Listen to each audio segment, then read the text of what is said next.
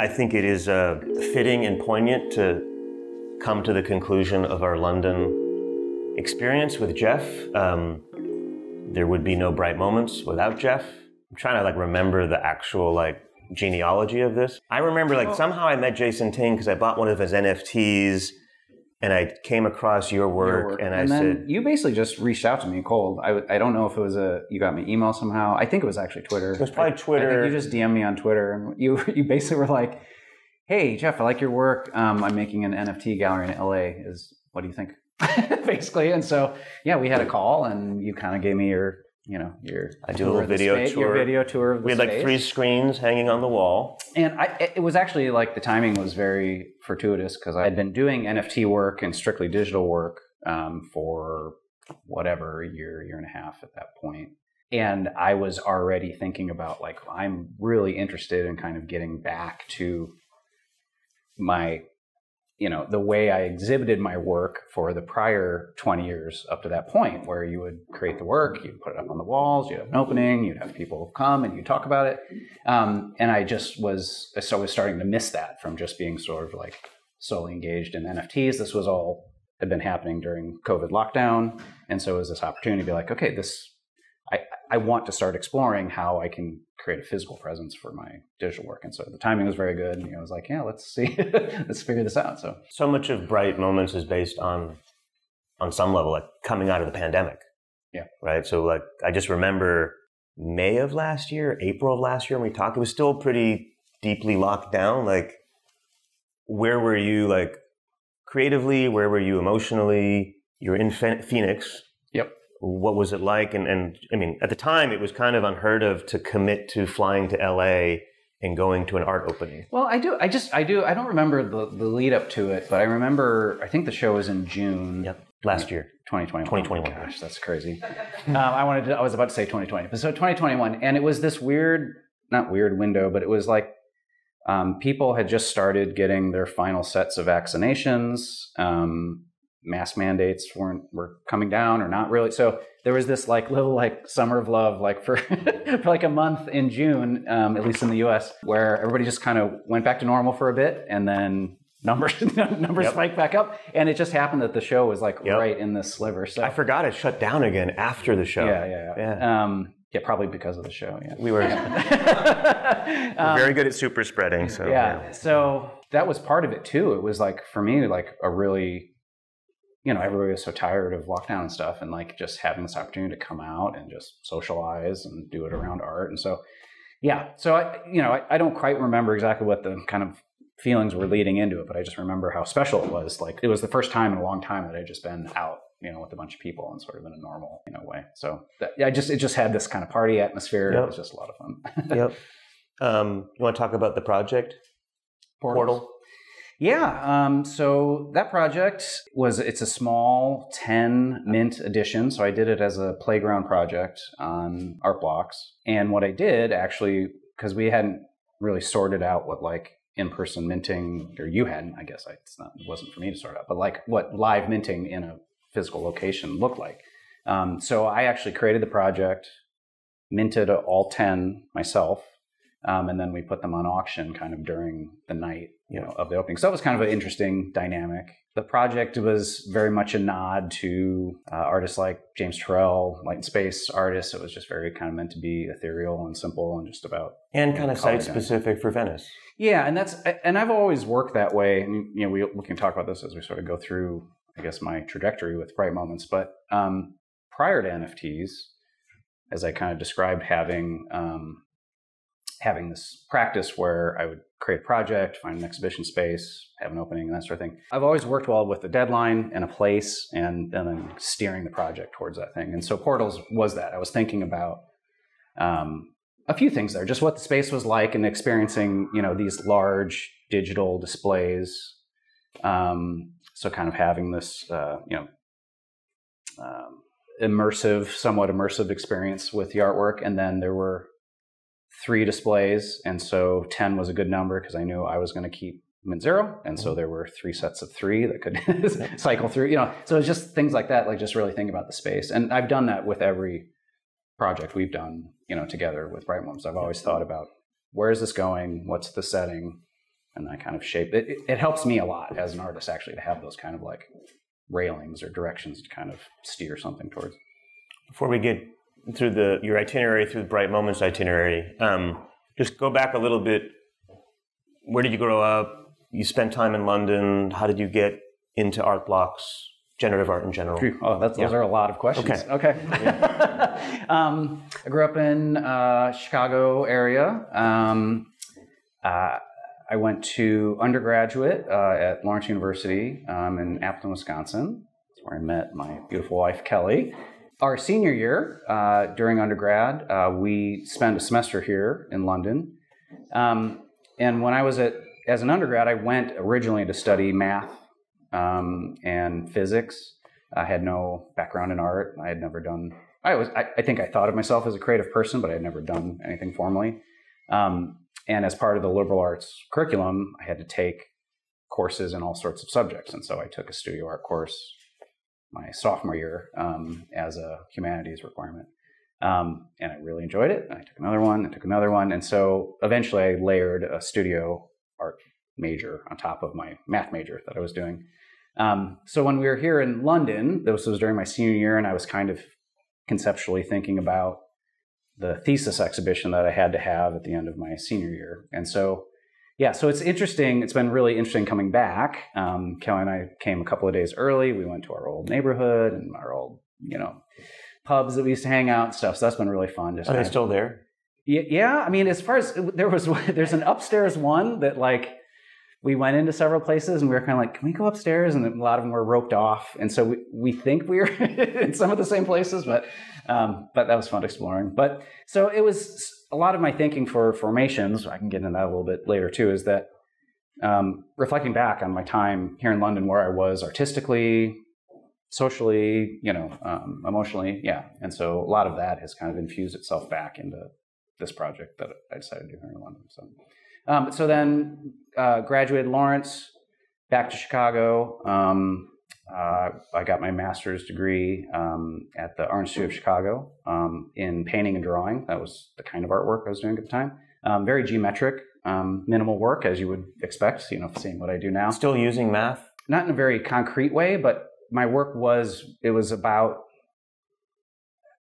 numbers and proportions, but nothing complicated. No complicated math to it. But it was I was doing a lot of abstraction of like architecture and buildings, and I would sort of reduce it down to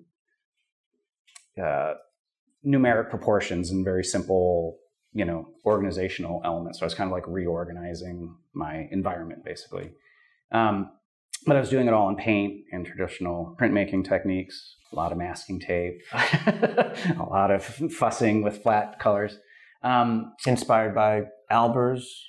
Albers, that was a grad school thing for me. I took my first color theory course at grad school in Chicago, and it was taught through the interaction of color by Joseph Albers. It was 100% done with colored paper and seeing how colors work with each other. And that was just, for me, it just was like a revelation.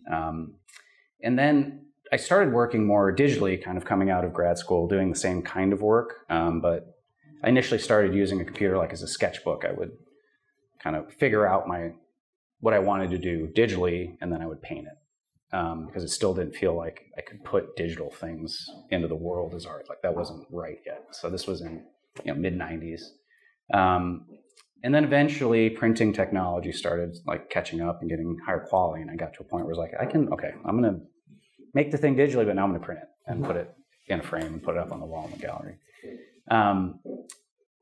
And in doing that, I started translating some of the color theory stuff I had learned in grad school, how to do it digitally, which became kind of a math numerics sort of thing. So when you specify color digitally, it's all numbers and math basically. So that kind of tapped in a little bit more into my math background. And I worked that way for a long time, just kind of creating, I guess I would have thought of myself as a digital printmaker. So, but not a creative coder. Not coding at all. So still like same process I was doing when I was painting. I would conceptualize what I want to do. I would build it draw it digitally, essentially, with digital drawing tools, and then create prints of it. During this time, I got married. We started a family, and there was kind of a gap if you look at like my portfolio online, there's a gap of a couple of years, and it was when my children were first born, and my priorities turned to them, and I kind of took a break from art making. And then when they grew up a little bit, and I kind of had a little bit more, free time, I guess, to devote back to art, I was really stuck, like conceptually, like I couldn't figure out how to get back to the stuff that I was making before, or do it in a way that felt like compelling. And that's when I was like, well, what would be a new thing to explore? And I was like, I want to explore randomness. Like, I'm going to do what I was doing before, but instead of making decisions, like I'm going to make it look like something I've seen. Like I'm just going to let randomness pick where these shapes and things go. And so I started using Microsoft Excel to create, not to draw, but to create. One of artists' favorite tools. Yeah. Well, I'm a math nerd, so it was it was part of my arsenal. And I would use it to just create tables of random data, basically random, like tables of random numbers. And so if I wanted to draw 20 squares at different sizes and different locations on a canvas, I would create a table of X, Y coordinates and height, width coordinates, and 20 rows down. And then I would hand draw each of those digitally, and then that would be the work. And then Solowit-esque, Yeah, kind of. Instructional. And so I worked that way for like a year or so, and it was actually, so this was again trying to find a new mode of operating. And this was when, like 90s? No. This was 2006, 7, kind of around that time. And it did open doors for me. So it started becoming a thing like, okay, I'm interested in this direction. And then I realized like it just felt tedious. It sounds tedious. It was tedious. And so I was trying like, how do I iterate this faster? I want to make larger series. I want to explore more things. Because you would go through like, I could create a whole bunch of random stuff, random table of data, and then I'd hand draw it. And then maybe it's not effective. And I just spent all that time doing that. And I didn't know it. And so I'd have to start over or tweak, the parameters or whatever. And there's got to be a more faster way to iterate. And that's when I just did some research. So this was more like 2010, and I discovered processing, and just was like, okay, this will do the math that I was trying to do, but it will also draw it for me at the same time. I was like, okay, so I should figure this out. So it was a very early, Did you meet Casey then? No, and I didn't know. I really, to be honest, I was not very aware of the community around generative art, frankly, until I started getting into NFTs. So I just kind of taught myself these tools, and then I was still trying to operate kind of in the contemporary art world at large that I had been as a painter. And you were a professional full-time artist? No. So I taught for 20 years. I was a professor of art basically for 20 years. And so this was, I maintained an artistic practice both as someone who's a practitioner, as an educator, and then just because it was important to me to do. So it was kind of it had always been, and secondary is not the word, it was always important to me, but it was not how I supported myself, professionally. But yeah, so then I was creating generative prints, and then I would create prints and then find traditional settings to, exhibit them in. And so that was around 2010. It was really early form processing. I just spent, and I think my background in math really helped me to just pick up, the coding. I had worked with logic and things like that before. And so, I just spent a lot of time on the reference page and just, okay, I want to draw a square. What is that? Where's a command that does that? And then I just kind of hacked at it until I figured it out. So. And then when did NFTs happen for you? The NFTs were, I was working that way until like 2019. I think it was when I minted my first NFT. My recollection is that, so I knew nothing about crypto. I was probably more active on, say, like Instagram than I was on Twitter, but I had a Twitter account. And I think Super Rare and Known Origin started following me. They just saw that I was posting digital artwork. And I was like, and it's not like, that popped up. That was a notification for me because I didn't really have a Twitter account. I was like, oh, what's this? And so I looked at their websites, and I just was really intrigued by this idea that they were marketplaces for digital items, digital assets, that there could be a way to operate as an artist that I didn't have to take that last step from creating the digital thing, but then printing it. That I could create the digital thing and that could be the thing, that could be the work of art. And so I was like, yeah, I'll go see what this is about. And so I created a wallet.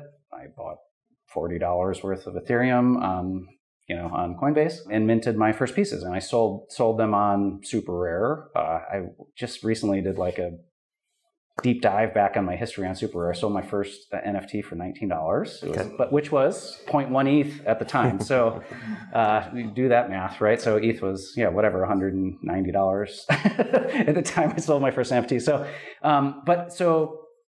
clearly it wasn't, I wasn't like, I'm going to get rich, making NFTs. I mean, it was just really the concept. $19 is $19. Yeah, $19. And that gave me enough gas to mint my next one, or whatever. So that's just kind of how I was operating. And so, I had a few sales and I just was really intrigued just by this concept. And so that was like 2019 and then early 2020. And I had I was kind of dabbling in NFTs and I was still doing other projects. Like mostly what I was doing with NFTs was I was taking my other art projects, so the generative systems and that I would make prints out of and exhibit and maybe run a few extras. And then I would turn those into NFTs. And then early 2020, I was like, what, this is really cool. I'm just going to kind of jump in both feet and just really understand. I got really active on Twitter. I was like, this is where everybody is. I got to start, talking to people on Twitter. And I did my first project that was dedicated to NFTs. That wasn't sort of this like extended run. And so that was, it's called Abstract Token. It was a series of 40 NFTs that I put out, mostly on Super Rare, but Rareable was kind of happening then. People were interested in collecting the Rary token when you had sales, and it was kind of like getting a bonus. So some were on Rary, some were on Super Rare. And I had a lot of success, with it. Like, it eventually sold all the pieces and just kind of realized that, there was something to this, and that was an interesting kind of. But up until then, there was no programmatic randomness. No, and so exactly. So what I was doing was, and there were also, at least at the time, like say on Super Rare, there were limits to how many pieces they would let you mint a week, or it wasn't like hard coded, but if they saw you mint too many things, they would kind of flag your account, be like, hey, Jeff, you're overdoing it. You better slow down or whatever. And so I had this series of, like a generative series of 40 pieces that I wanted to mint. And so I'd have to do like 3 a week and then 3 the next week and 3 the next week. And I was just creating JPEGs, uploading the JPEGs to Super Rare. And so it took a while. I was envisioning it as a full body of work that people could collect individual parts of, but it took, 2 months plus to like fully execute the project.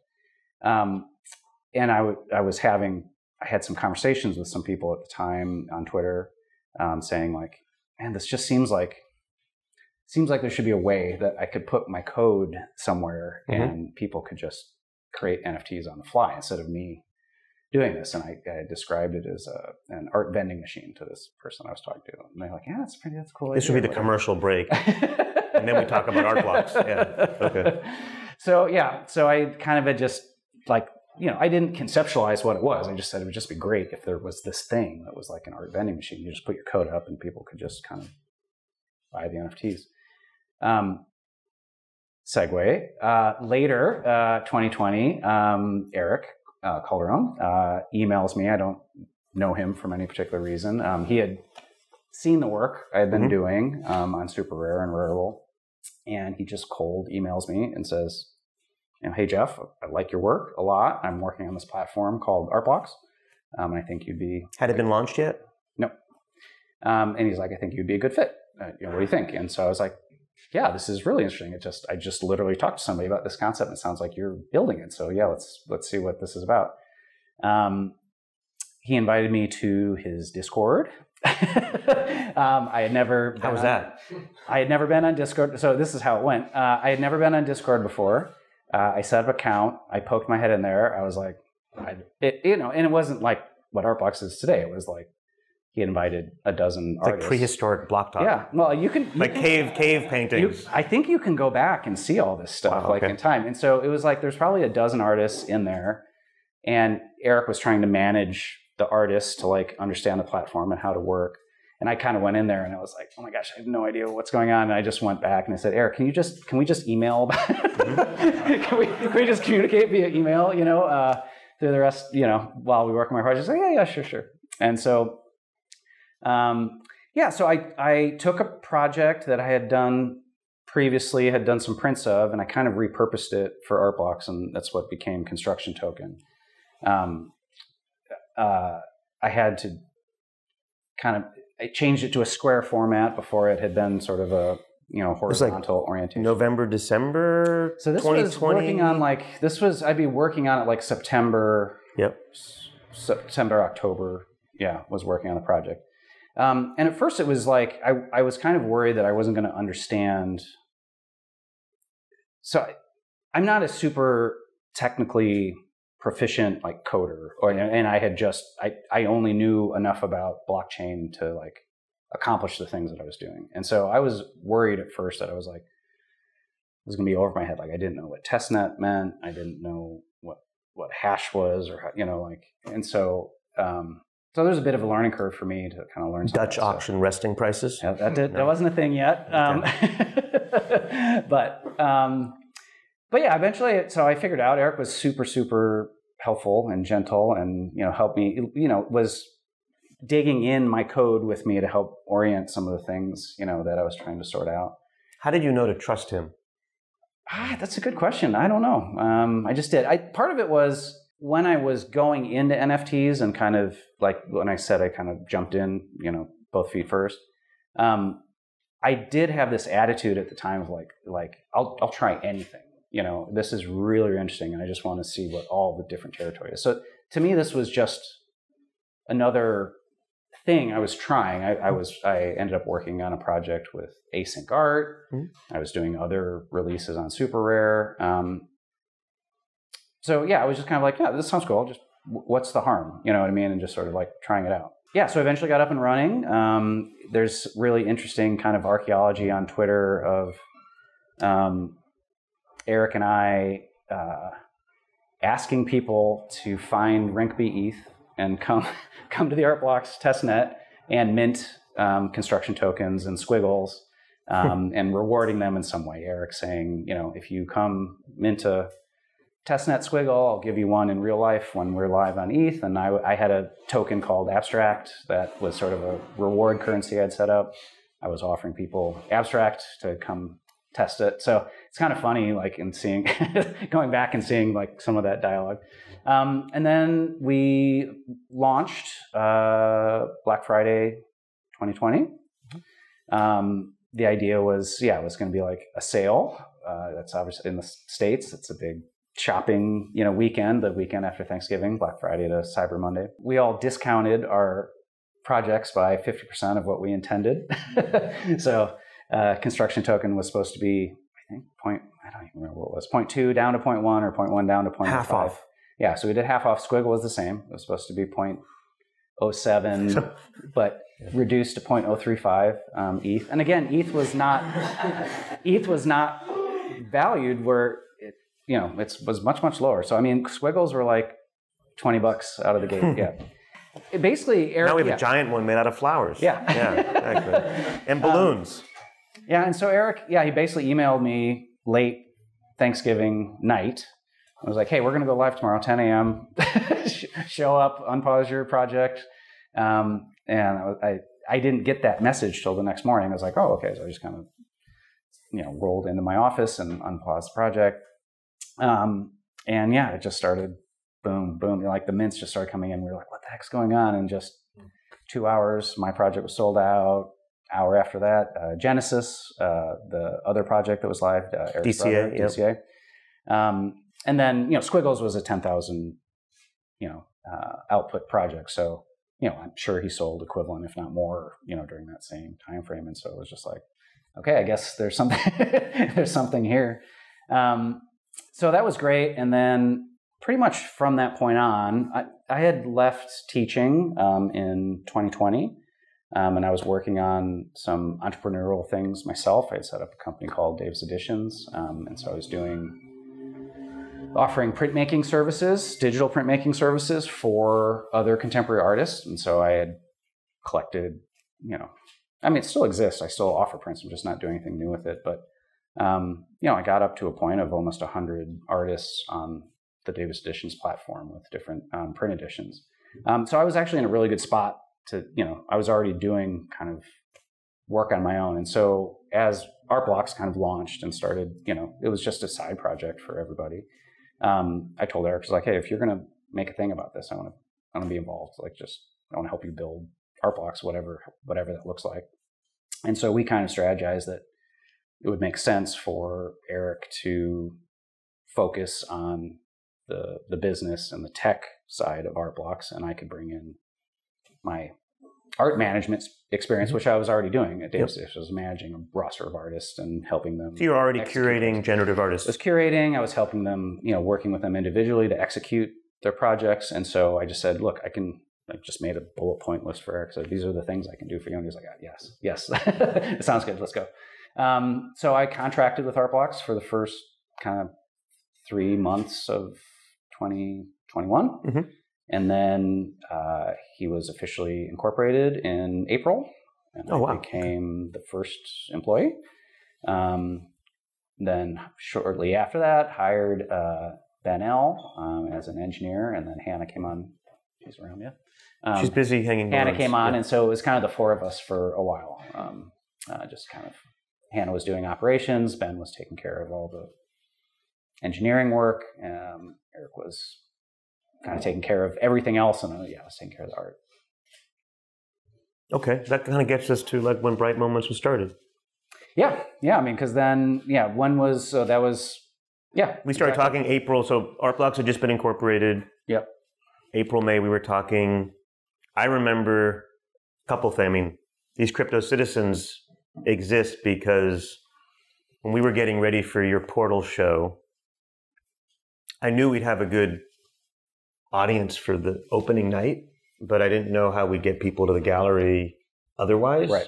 I was like, why don't we give away NFTs and make them like CryptoPunks and call them CryptoVenetians? And because we were already talking together about your show, you're like, you can mint them on Art Blocks. Had anybody thought of doing PFPs on Art Blocks? No, not at that time. We just kind of realized that, if you were going to like sort of have this swapping out of features and have them come in at, different frequencies. And I was like, it just sounds like what we do at Art Blocks. Like, so maybe there's a way to, I'm trying to think if we had done, we might have, you did the Steina Jones drop. Yeah, I don't know if we had done that one yet or Nimbuds, but both of those have similar sort of concepts underlying it. No, that hadn't. I don't think that had come out yet. It was probably Stina's project. Yep. Because we're working on Erick introduced us to Sebi, who became our developer initially. Yeah, and it was just kind of this idea that if you could sort of take the assets and keep them simple enough that they could be scripted on chain instead of being external assets, then you could use the generative logic to mix and match them and sort them. So so it kind of came out, I think, probably from that project or a similar project where it was like, well, we could try to figure this out, and to do crypto citizens, have them be fully on chain.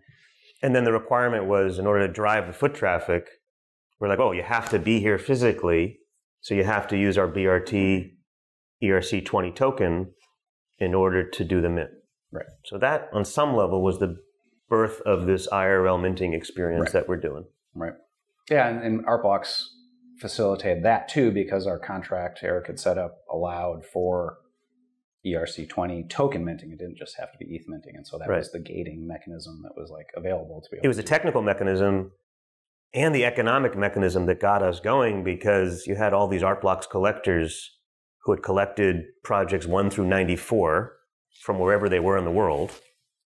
And it was during the pandemic, so people couldn't travel. And so here you have Project 95, these weird Venetian characters with surfboards that people like Keith and others that were paying attention to, like, I got to have one of these. And either you had to fly to Venice, which because of COVID was restrictive, or you made unsolicited wrapped ETH offers on OpenSea, Right. right? And you have all these stoner kids and surf girls in Venice Beach getting free NFTs, coming home and saying, someone just offered $400 for this thing I just got for free. And that was this amazing once-in-a-lifetime bootstrap opportunity that really gave birth to all of us. Yeah. Okay, so you did Portal. Let's kind of now go through from Portal, Reflections in New York, to Inflections in Berlin, and Inflections in Berlin to Formation here. Sure. So I'm getting deeply involved in art blocks, in terms of the administration of art blocks, and it just started feeling less and less appropriate, I guess, for me to just put out big projects on art blocks, kind of in my position. And so you've been so generous to just work with me through all of this, but just to have a different vehicle to continue to have an artistic practice that felt distinct from my role at art blocks, even though there's a lot of kind of close synergies and connections between our teams. But and the idea that I just again was sort of had this desire to not just make NFTs, but make NFTs and have them in a space and have people experiencing them. So Portals was the first attempt at that. Went great, very successful opening, and then you guys moved to New York. And to me, that was as an artist, kind of dream setting. I can have a solo exhibition in New York City. That would have been something I wouldn't have imagined, was possible throughout my career, which just would have been kind of the grail of what I was doing. So yeah, when I knew you guys were going to New York, I was like, I want in on this for sure. And so we had a Friday afternoon New York Times opening ad. I'll never forget. And so for Reflections, what I did was that project was kind of leaning into this idea of, the importance to me personally of exhibiting in New York. And so I wanted to do a project where I could invite my family and past collectors of my work, pre-NFT sort of supporters of my work. So that was a big part of what I was doing there. And so when I was thinking about that, it started me thinking back about just relationships over my whole life. And so that's kind of how I framed conceptually, that project is why it's called Reflections. I mean, they literally, in a plastic sense, look like mirror shapes. And the Grail is on view currently at the Phillips auction sale. Yeah. And so that was conceptually kind of where I was coming from, is I'm looping back and thinking about my career pre-NFTs and this great opportunity that's now come up and wanting to share it with people. Can you talk about the minting experience for Reflections was designed to be social? Yeah. And so that was definitely meant to be a social project. So like I said, it was inviting a lot of people that weren't into NFTs. So I onboarded a whole bunch of people basically for this project, giving them free mint passes, saying, just get yourself to New York. I'll help you sort it all out. But yeah, then the setup of the gallery was there were 7 monitors kind of down the wall. And so people would go in the basement, they would mint. It would be not shown to anybody. Everybody would come upstairs and you would stand in front of whichever your monitor it was. And then the 7 would be revealed all at the same time.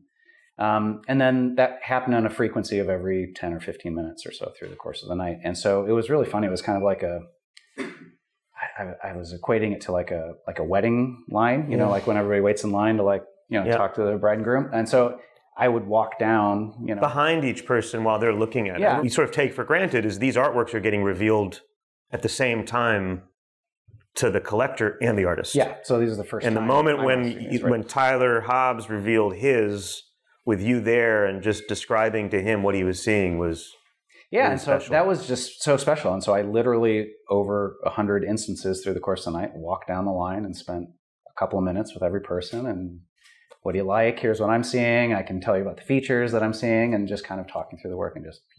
So that was just really cool. It's just this. It was 100 repeated, personalized experiences with every collector, essentially through the course of the night. So yeah, it was very social. And then the next night we just had a party. We had Poolside come DJ, and it was just we just had a blowout the next night. So that was really fun. Berlin. Then Berlin. So Berlin, you started showing me craft work. I'm like, what do you think, Jeff? I was like, oh my gosh, this is crazy. This is something like what you guys have like locked up there. And so there, I started thinking about it differently. I started thinking about the project like as a architectural installation. So, I didn't quite know what your like display plans were, but I was kind of like, if this space is filled with monitors like all over the place, like what would it look like if as much of a generative project could be shown on all of these monitors, and like how would it affect at the same time? Yeah, at the same time. And so that's how I started thinking about that project. That it was, how do I activate Craftwork with the generative project? Which actually changed our curatorial plan. Who was there for Jeff's opening night at Craftwork? Right, like those sharp lines and black angles took over the entire space, and it had to be seen to believe. Well, yeah. So I guess we can give a little inside baseball. So you were initially talking to me about, how did you do it? We're gonna have several projects. We're gonna have different bays, like pavilions. So you'll have a section for this project and a section for this project, section for this project. And we'll do like 10 a night. We'll do 10 a night, and you'll kind of rotate around and then go, And I said to you, I was like, yeah, that's fine. I was like, what?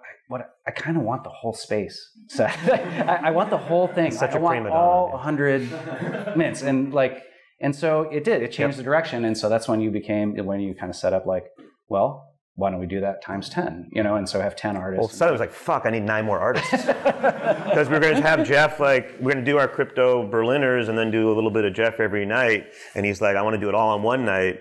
And so there would be no Casey Ray's Network C or Parnassus if it hadn't been for that. Thank you. Yeah, no, so it was just me being like, well, like I said, you've been very generous, and so there's been so many instances where I've just sort of like asked for something, and you've been like, yeah, well, we'll either make it happen or we'll try, we'll investigate, Thanks to people like the team. Yeah. Shout out to Liam and everybody, Gary and Avi and everybody. That's like how Poolside was. Like, I was just like, hey, can we get Poolside? And you were like, I don't know, we'll see. And it wasn't that, but we eventually got Poolside, you know what I mean? Like, and I was like, so that's how I was thinking about that project. And so to that one, to me, was more like if Reflections was social, Inflections was meant to be more sort of communal. So it was like everybody owning a piece of this larger event, this larger installation that was happening. And then it was obviously all very tied to... The social is different than communal? Yeah, because the social was about kind of individual connections that I was having with collectors and about their specific piece versus kind of thinking about this. It's obviously a related series, but Inflections was more about like... Yeah, everyone experiencing it at the same time. It's all the big thing, and then everybody has a piece of this larger thing. How did it feel seeing that in Berlin? It was moving. Yeah, and artists were selecting soundtracks or doing audio soundtracks for the full reveal of the project. And I had just discovered electronic musician Rip Swirl. Yep. And while I was working on Inflections, the album had just come out like a month or two before, and I discovered that he was based in Berlin. I was just kind of like, same thing. I was like, hey, can we get this guy? And we did. And so I started talking to him, and he ended up building a custom 45-minute soundtrack for my project, just for the Bright Moments reveal. And so that, on top of seeing it all and just kind of this really moody soundtrack was, And just this giant factory. Yeah, exactly. Everything. Yeah. So it all really came together nicely. And the title Inflections, that one was thinking about like just how much my life had changed at this point through, NFTs and art blocks, and just like I was kind of at this, I had reached some sort of inflection point that just new and crazy things are happening, new opportunities. That concept of like, who am I to like have this project fill the entire space of Craftwork? And so kind of leaning into that. And then while you were in that moment, I remember showing you, hey, London. Yep.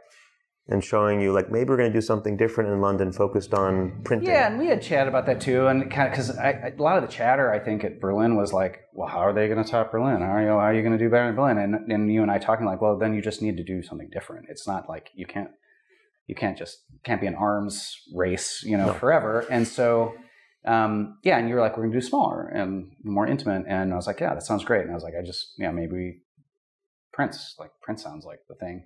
And so for formations, it was an opportunity to kind of come full circle for me in a lot of ways. So I studied in London. I was doing print physical kinds of things. I started thinking conceptually about what was I doing at that time, 28 years ago, in terms of my own artwork, and what was I thinking about, and trying to reincorporate some of that into the project. And so that's kind of how formations came to be. I was really kind of nervous about how simple I ended up making it. I didn't know if there would be a positive response to it, that it was like, maybe you're minting something and it's a couple of shapes and a couple of colors and like, that's it. But I feel like the response has been good so far. So I was a little hesitant about it, but I decided like, this is kind of what I was thinking about and doing. But from the get-go, it was meant to be printed. And yes, and you'll see upstairs. Yeah. So it's absolutely because of the theme and kind of the nature of what you were doing here. And again, just kind of like that idea that the kind of work I was doing when I was conceptually, the kind of stuff that found its way into formations, I was doing physical work. And so, and I've always done prints. I've done printmaking for 30 years of my life. I just haven't done it in the context of NFTs yet. So this is my first NFT print project. So it's fun to be able to release that here. What a journey! Yeah, it's a lot. I mean, I maybe have any questions, comments? Yes. Avi? How do you compare your early super collectors and like running their work? Like, who were they? How does that compare to the people who you worked for entities?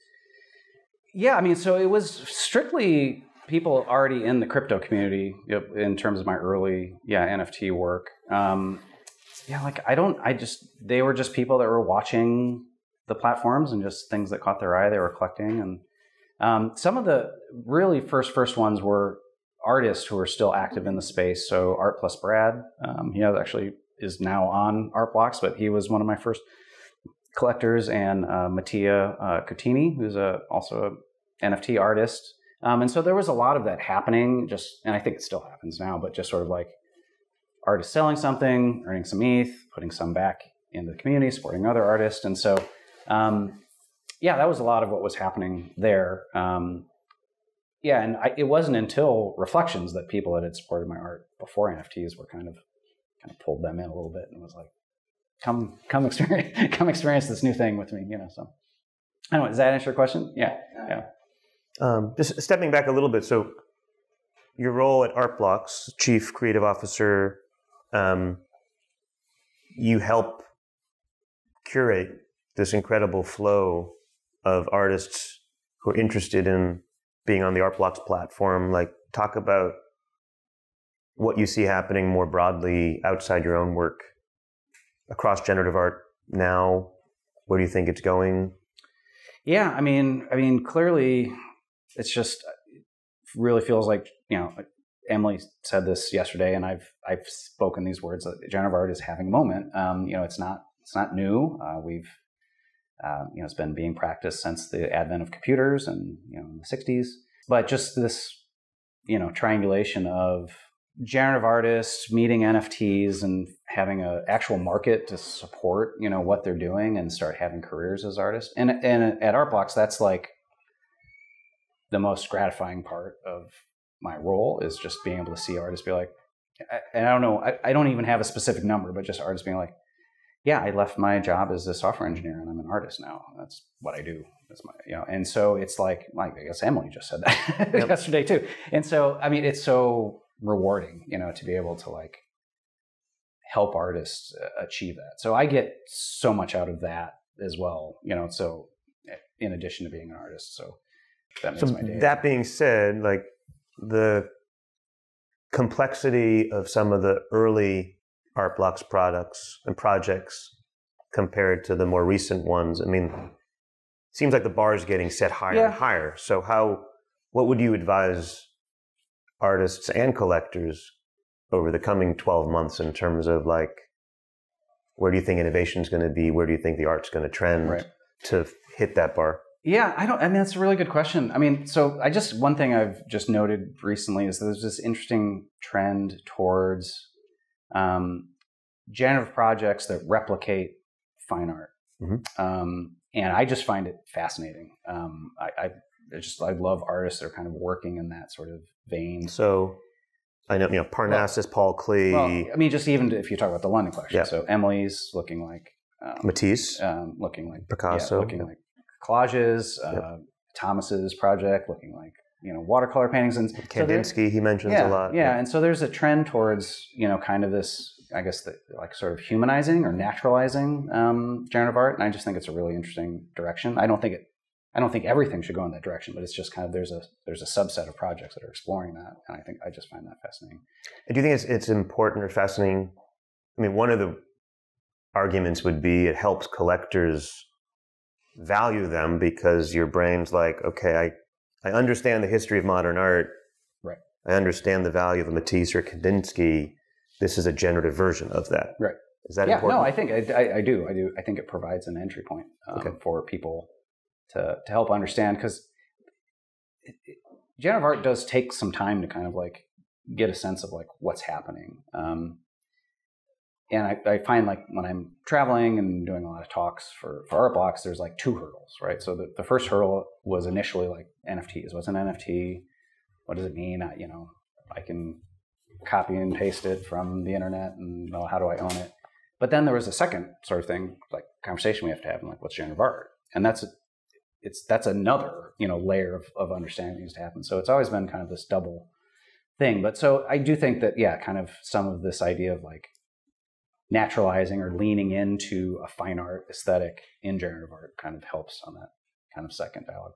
And then beyond that, it's just, I think I just get really excited when artists are just kind of exploring territory that just hasn't been explored before. And so to your point of like, there is kind of this unwritten sort of hold my beer, kind of, like leveling up that, you see these great projects coming of art blocks, and it just makes you want to do better and better work. And so I do feel that sort of happening.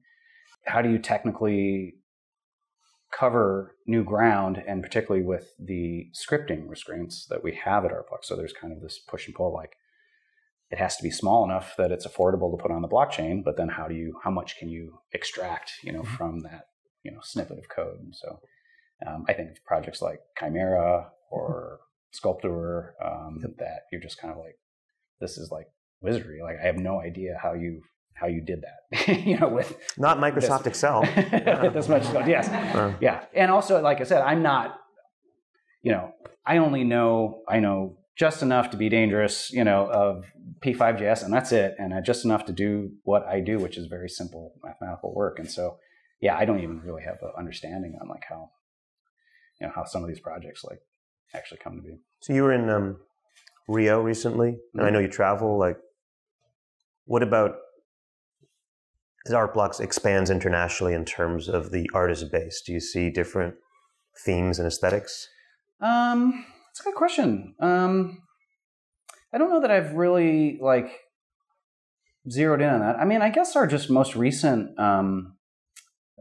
release, Fahad's work. Yeah, Fahad's work. I mean, that definitely has a different sort of flavor to it. I mean, he's based in New York, but he's lived in all different parts of the world. And so, yeah, I mean, I do think it's interesting, like artists that can bring different cultural elements to their work. Sudfa. Yep.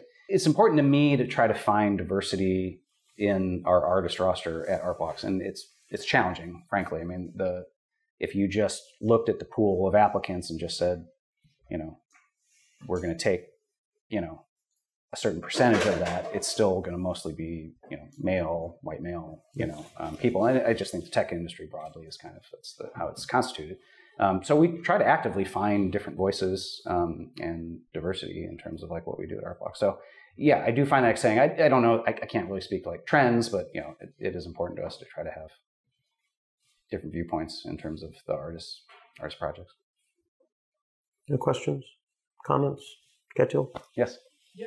You talked about using Excel and so moving on to P5 and stuff like that. Did this change in tool, you feel like that changed your your way of making up? Did you change your art? Yeah, absolutely, because of how quickly I could iterate. And so that was the game-changing part of that transition, is that I could then start thinking. I could do more quickly, and so I could make decisions more quickly. And that was part of the, like, even before Excel, like when I was painting and doing traditional techniques, like I hated painting. Like it was just such a, like I knew what I wanted. I knew the thing. I knew what the final thing was going to look like. But I had to go through this whole process of like drawing it, masking it out, and getting the paint, and then taking the tape off and be like, oh, it's not quite right. I got to fix that edge. And so that's moving to digital allowed me to kind of solve a lot of that stuff. And then when I started to want to do random stuff, moving from Excel to P5, it was the same sort of liftoff for me. Kind of like, oh, I can do a lot and see results quickly, so I can change my mind or make different decisions. And then I had always worked in a kind of a serial fashion across any of the mediums I was working on, that I would do related pieces of work that had certain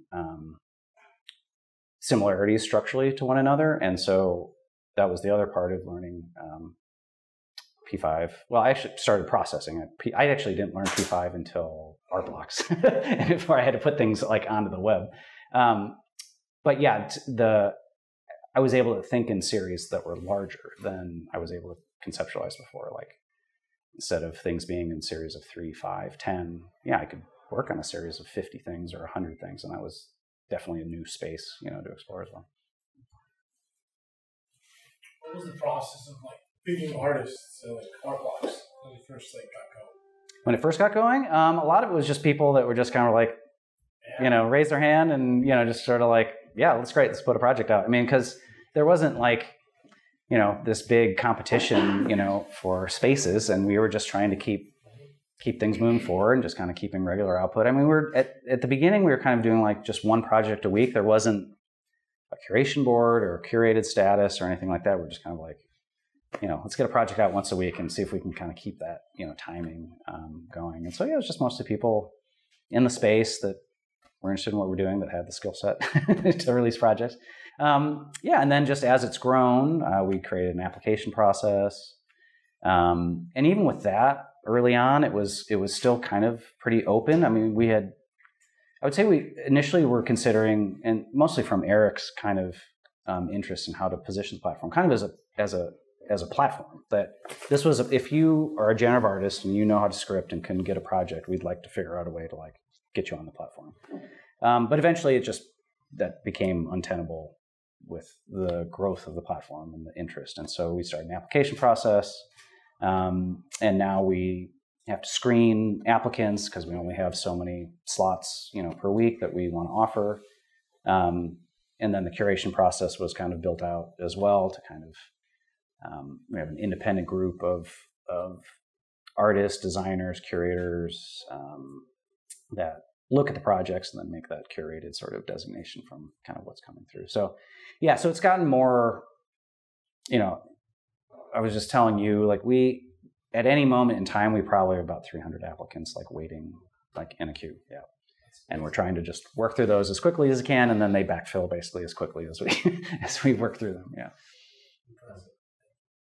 We're going to wrap this up because we got to get ready for an Art Blocks party. Art Blocks party. You want to talk about your DJ? You didn't talk about your music experience, but you want to give a little plug for what we can expect tonight here? Yeah, I mean, so we're just, kind of leaning into that, bespoke handcraft. I collect records, and so I've got a selection of, 20, 30 records, and I'm going to play them for everybody's enjoyment. Give us one name of one record to look forward to?